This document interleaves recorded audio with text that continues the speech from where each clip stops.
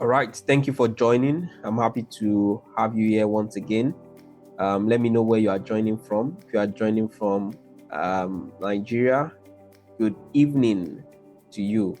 If you are joining from the North America, then it's morning and afternoon, depending on the time zone.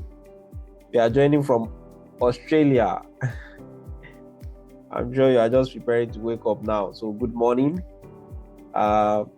Anywhere you are joining from, thank you for joining me. It's going to be a very exciting time this afternoon. We've had some engaging and exciting time. We've been speaking about difficult conversation, and today we'll be dealing with the part where it impacts, your top line and your bottom line. Difficult conversation 3.0, handling tough talks with customers. How do you continue to ensure that as much as possible, no matter how difficult the conversation is, you can have them, you can close them out, and you can use them to your advantage rather than having negative reviews, rather than having, banters on social media, rather than having a scenario where customers are not happy and they are not, going to refer you or speak about your product in good light to someone else. As it's our tradition, what we'll try to do is to speak first as to what we did last week. If you are interacting with me for the first time, my name is Opeyemi Shokunde. I'm the CTO of Press One Africa. This session is a weekly session where I bear out my mind, my thoughts on interesting topics. And for the past few weeks, we've been talking about difficult conversation. We started about how do you have difficult conversation with people, as much as possible, no matter how difficult or how tough some conversations are, you must have them. We move further to how do you have it with people that you're emotionally connected to, your spouses, your boyfriend, your girlfriend. And today we are dealing with how to have difficult conversation with customers. The first one was with line managers and colleagues. Apologies. So now we are dealing with how to have it with customers. But just a quick, overview, have the recap of what we learned last week, our discuss for the week, and then we summarize. All right, last week we spoke about from home to the office, how difficult conversations shape your performance. And we gave 7 steps or indicators that can help. Listen to understand, know not to respond, create safe emotional spaces, make sure the spouse or that loved one can't speak in the context of anywhere you find themselves. Create that space for them. Be timing sensitive. Don't speak when the person is tired. Don't speak when the person is not engaged, the person is hungry, or it's time to watch Man U match for the person. Use I statements. Embrace silence and reflection. Most times you realize that when you speak without thoroughly listening to people, you don't give the best response. So hold back your thoughts. Be still. Think through what you want to say. Ponder over it, reflect, and then you speak. Clarify intent versus impact. A good intent does not mean you get a good impact. You can say the right words with the right tone and you have the wrong impact. So be careful on how you manage the intent and the impact. And end with a commitment, not just closure. All right, so quickly, we'll move into this discourse today. Now, think back on your last tough customer interaction. If you had a redo button, that conversation has happened, but if you had to have that conversation again, what would you do differently? I'd love you to, drop some comments and let's, have a conversation around this. Because one of the things we need to understand is that it's not everything that we have opportunity to do again. And how you manage a particular interaction is critical, irrespective of whoever that customer is. Because a customer is a customer. So think back on your last tough customer interaction. If you had a redo button, what would you do differently? Now complete this sentence. The most difficult thing about dealing with unhappy customer is there's hardly anyone, whether you are dealing with internal customers within the organization or external customers that are paying your organization, or any kind of customer you are dealing with. The most difficult thing about dealing with those unhappy customers is what? Is it energy sapping, energy draining, frustrating, difficult, challenging, whatever it is? Drop your thoughts. Let's have conversation around it, and let's see what we can learn together. Now, on a scale of 1 to 10, how confident are you when handling emotionally charged customer conversation? Now, my goal for today's session is to help you. Say you say, oh, I'm confident 4/10, 6/10, 8/10. My goal is to at least help you move up 2 to 3 on that gradient. So if you are 4, I want to move you to 7. If you are 6, I want to move you to 8 or 9. And if you are 8, then perfect 10. That's my goal for today. All right. This is the first thing I have seen that seems very unique to difficult conversation, whether it is with the customer, whether it is with your line manager, or whether it is with your loved one. Start with listening, not defensiveness. Now, you listen first and then react later. Now, one of the most difficult paths is that we are in a world that everything is moving very fast and noise seems to be high. So even to listen to someone, there are a lot of things dragging and fighting for your attention. And that's why you need to understand it is critical that if you have a customer service team, or you have a team that handles customer satisfaction, or that handles things like the customer journey, customer experience, you need to train them on active listening, because listening can be a gift, and if not used properly, it will not give the intended result. Now, let the customers express their frustration fully before responding. When they keep talking, sometimes they will say, "Are you there?" You say, "Yes, I am here listening to you. Please continue." Acknowledge their emotions without immediately offering solutions. Don't be all out to say, "Okay, this is what we'll do. This is how." No. Listen first. Acknowledge their emotions. Let them know you understand how they are feeling, if you truly do. Now, train staff, like I've mentioned, on active listening and emotional mirroring techniques.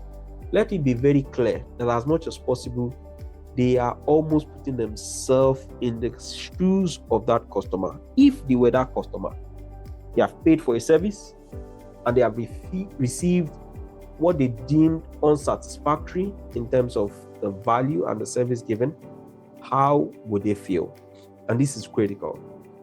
If this is done correctly and appropriately, it will help ensure that the conversation will be smooth and the resolution will be the one that will earn the trust of the customer. Now, research says that active listening reduces customer churn by 30%. And I've seen this in business. Businesses that seem to be very close to their customer, even when the product is still going through a stage of maturity, and let me say complete wholeness, where you rarely have any glitch.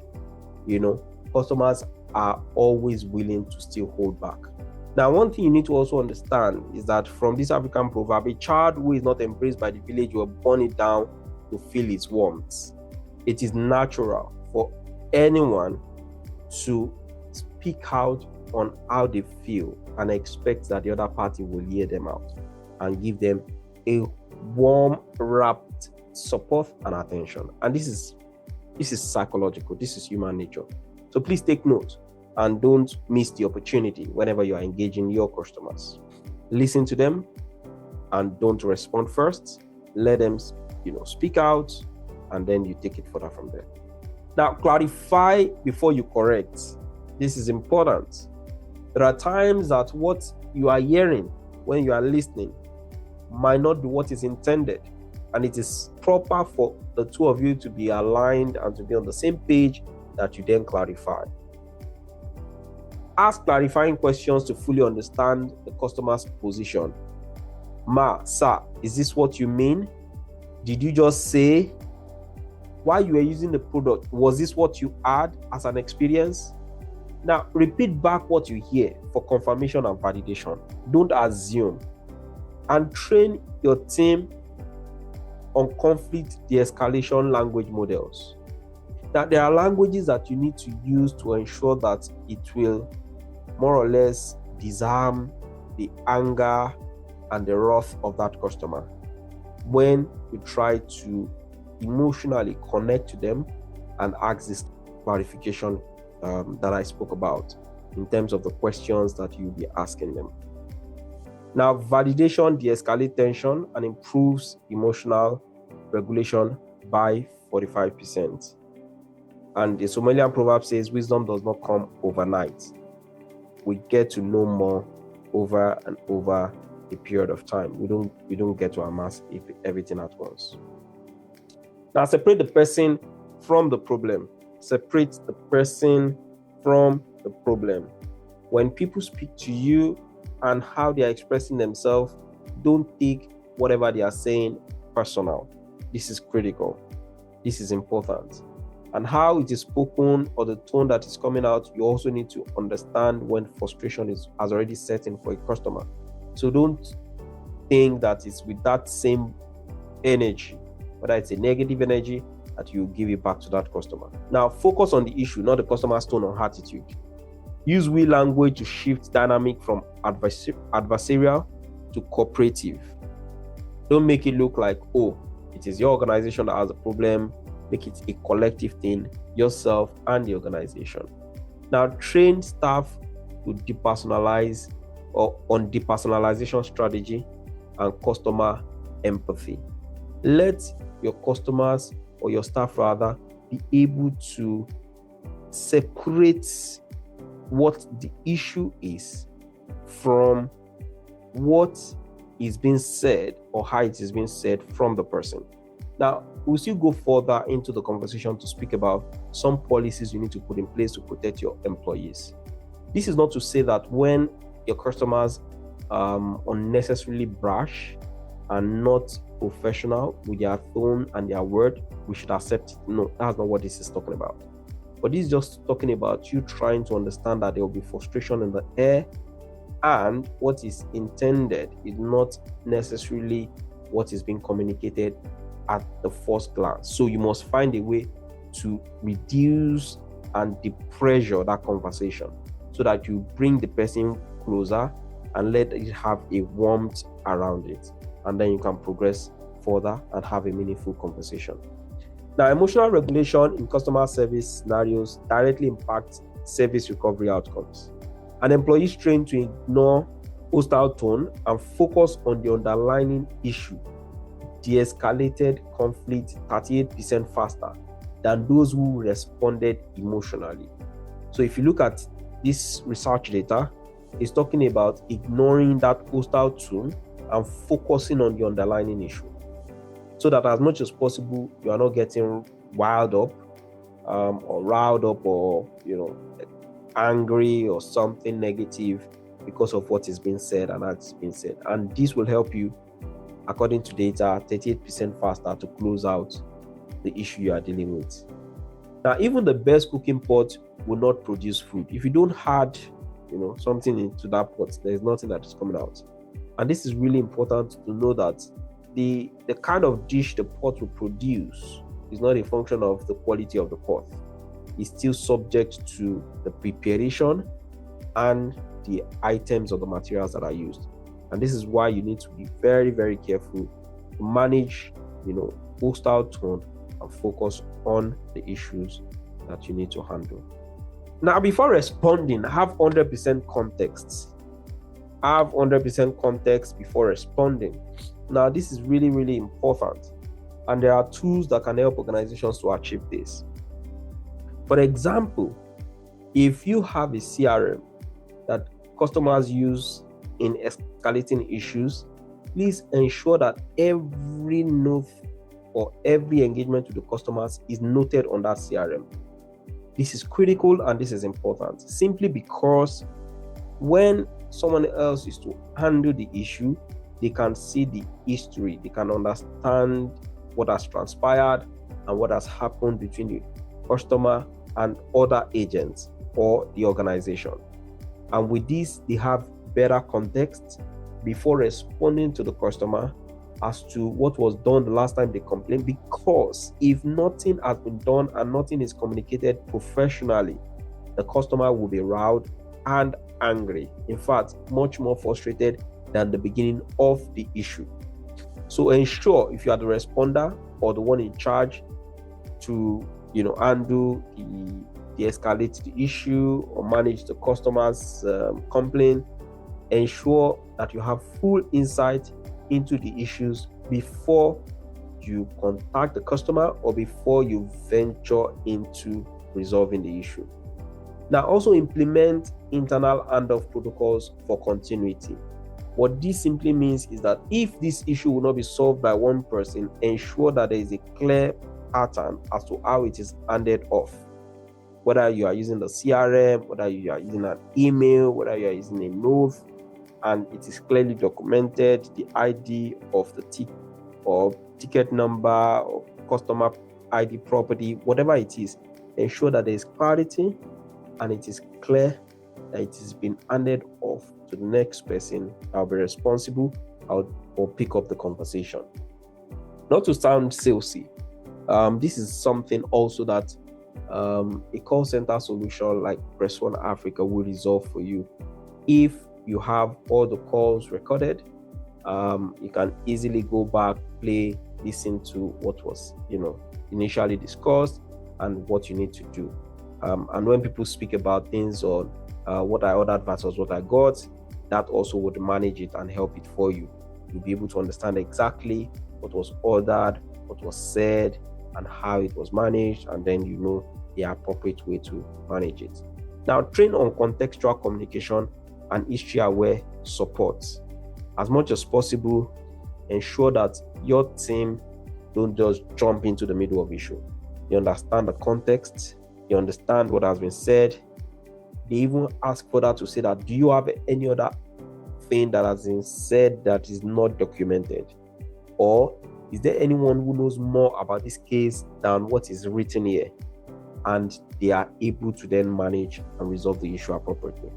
Now, 70% of customers expect any agent they speak with to have full context of previous interaction. And this is coming from Salesforce State of Connected Customer Report, the 5th edition, published in 2022. This you need to understand as much as possible that it's just almost normal for anyone to believe that since I've spoken with this organization before and now I'm speaking with them, there is no reason why I should speak to someone that has no clue and no insight about what I'll be asking or I'll be discussing with them on. Now, if you want to go fast, go alone. If you want to go far, go together. So it's critical to ensure that you carry your team along and there is clarity and insight as to what you are doing. All right. Now, this is a very important part that I'm not sure every organization is managing appropriately and properly. But I will speak about it, and it's part of the journey of managing difficult conversation. Every customer is a king. Every customer, people say customers are always right. But please note that within a certain limit of, there's a boundary around how much of rightness the customer has. Immediately, the customer moves away from the domain of professionalism, ethical conversation, and starts speaking words that should not be altered to any one of your team member, then that is a line that must never, ever be accepted. It is critical that for you as an organization to have a team that understands that you've got their interest at heart, you've got their mental health protected, you are focused on ensuring that they also work with dignity intact. Never tolerate customer abuse. Now, draw a line between difficult and abusive behavior. Immediately, it's an abusive behavior, whether it is spoken verbally or physical assault, then You must clearly draw a line and have a policy as an organization. Don't leave it to chance. Don't leave it to social media conversation. Don't leave it to internet banter. Have a policy that is included in the policies that your customers will sign right from the beginning, and let them know that we don't accept abusive behavior or abusive words towards our team members and our employees. Now, create escalation protocols and empower staff to disengage from toxic interactions. What should be done when an abusive behavior is exhibited? Have an escalation protocol. When this happens, call your manager. When your manager intervenes, call the security agent, call the security team. Ensure this conversation or interaction is recorded. Ensure you have a protocol and a way of managing this entire issue to ensure that you then disengage and possibly educate that customer. Remember, there are instances where even when there are things like racist abuse and those kind of conversation in the football field, or football from the fan to a player or staff member of the football team, or it's even in the airport where a customer that is about to board a plane and fly engages the customer or the staff members or agents of the airline inappropriately. The person is not allowed to fly, and the person might even be cut off from buying the service of that business going forward.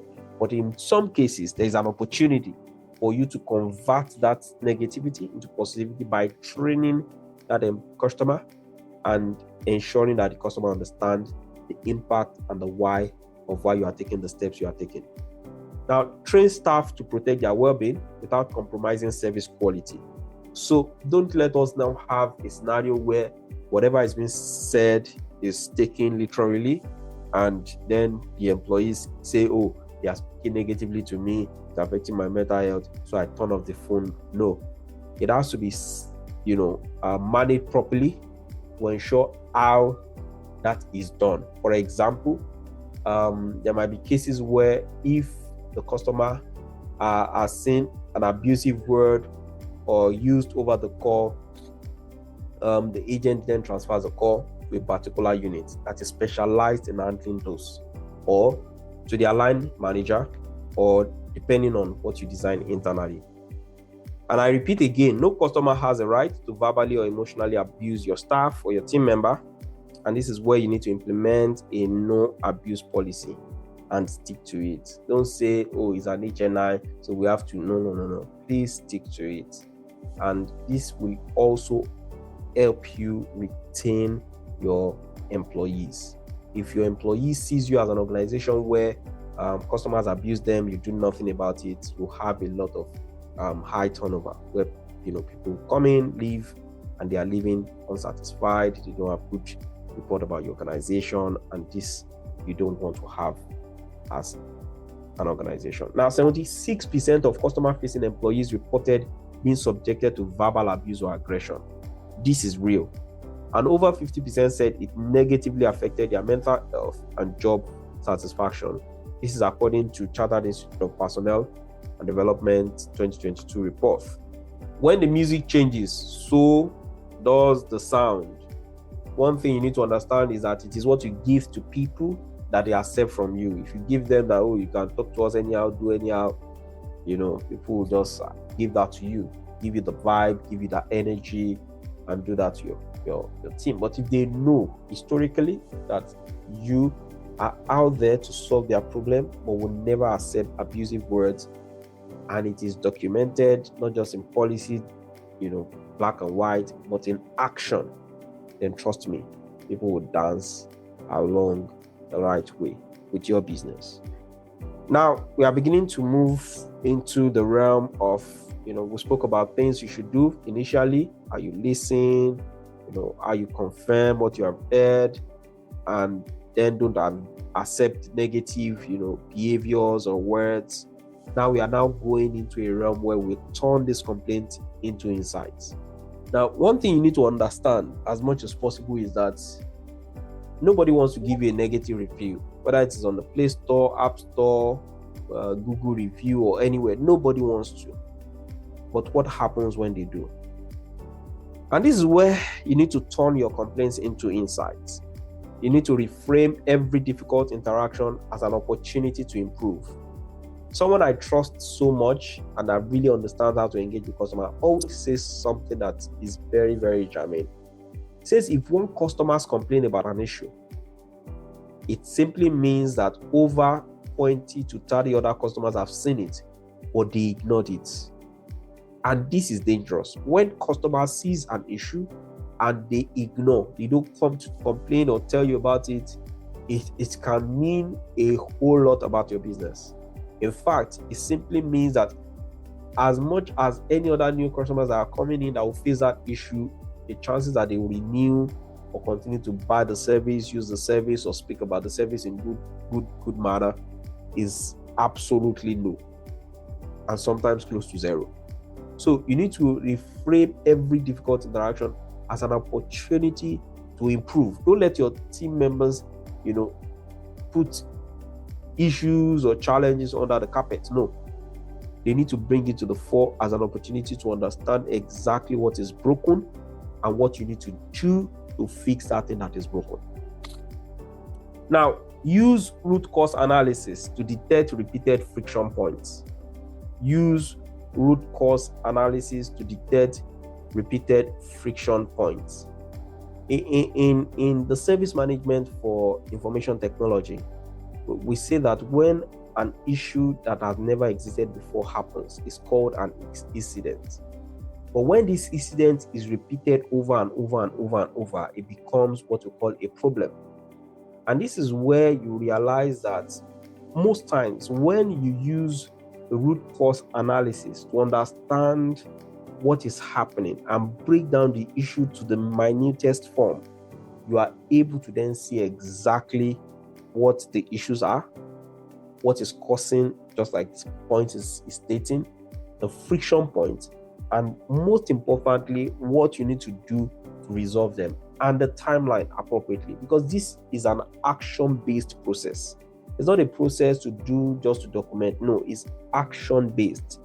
You see what the issue is, you analyze what the issue is, you understand the responsible, you find someone that has the skill set to solve the problem, and then you put a timeline to solve the problem. And that automatically helps you ensure that you are going to have more satisfied customers. Now, train on analytical empathy and customer voice analysis. I believe as much as possible, some organizations will do things like NPS to understand how their customers are feeling about the product or the services they are offering to them, and what they think differently or what they think they should do to help them serve them better. And this is where you need to train, your team to always know that these customers are not buying this product because they just want to buy. They are buying to solve a problem. And if that problem is not solved, then we are not offering the value they have paid for.